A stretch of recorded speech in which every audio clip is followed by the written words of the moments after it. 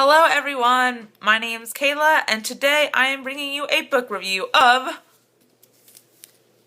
this baby, The Fifth Wave by Rick Yancey. For my first few book reviews on here, I'm not going to do any spoiler talks unless you guys request them, because I would love to talk about what happens at the end of this book, because it has me going crazy. I don't know what to think anymore. I'm like, oh my god.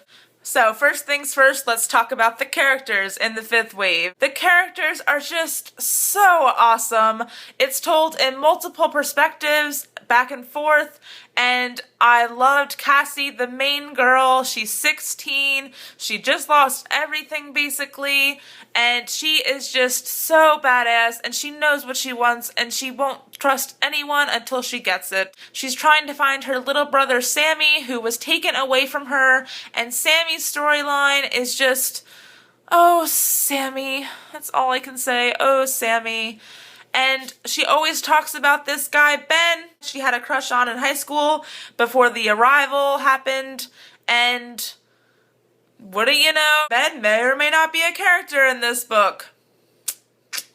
Their voices are so real and so unique to one another, and I just adored the way this book was told. There's so much development in this book, and I just love good character development. I love it. I can't say enough about it. And this book definitely had amazing character development. Let's talk about the summary of The Fifth Wave. The Fifth Wave is about an alien race that humans call the Others that take over Earth, and they're not sure why they're here, but 10 days after they arrive, the first wave happens and all technology is shut down on Earth. Every single thing that has electric or a motor is shut down, and about 500,000 people die because of it. The second wave happens a couple days later. The Others drop these metal rods on tectonic plates from high up in the atmosphere, causing tidal waves to wipe out all the coastlines, and about 40% of the world's population gone, poof, in an instant. It's a watery world. The third wave, if that wasn't bad enough, they decided to infect every single bird on the planet with the disease that has a 97% kill rate, and literally they wipe out 3.7 billion people that are left. And if that wasn't bad enough, there's a fourth wave! And the fourth wave, well, I won't spoil it for you because it's actually kind of revealed in the first 50, 60 pages or so.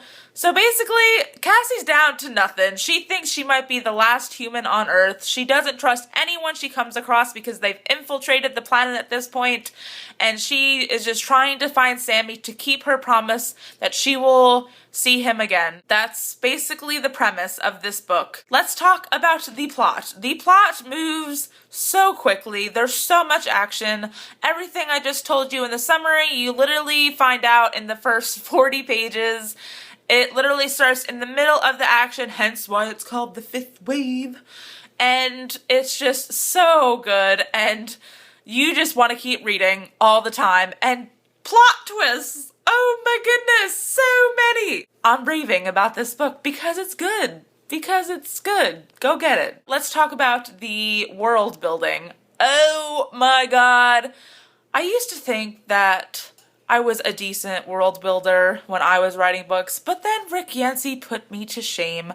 Holy crap. This world is so developed and so thought out. I won't want to live in this world. It just sounds like it sucks a lot. Actually, I wouldn't be living in this world because I probably would have died in the first wave or else been crying in a corner waiting for a bird to come get me in the third. That would be me. Kind of reminds me of The Walking Dead without zombies, kind of like Revolution on NBC right now, but with a lot less people and a lot more danger. Did I mention that it's really good? It ends in a cliffhanger and you're like, seriously, oh my god, where's book 2? I need book 2.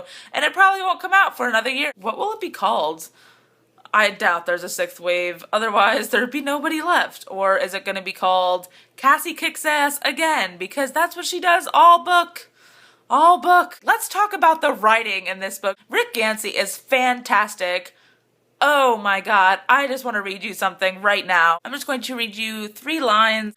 This is what the others have done to us. You can't band together to fight without trust, and without trust, there was no hope. How do you rid the earth of humans?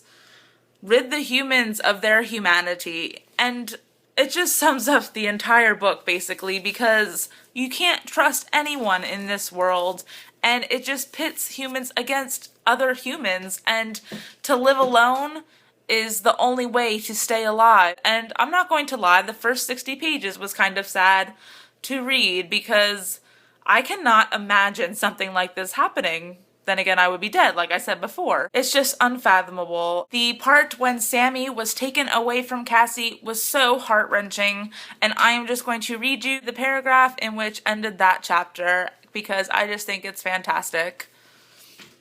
And there was his face against the smudged glass, and his smile as he rocketed across a galaxy far, far away in his yellow X-Wing starfighter, jumping to warp speed until the dusty yellow spaceship was swallowed by dust.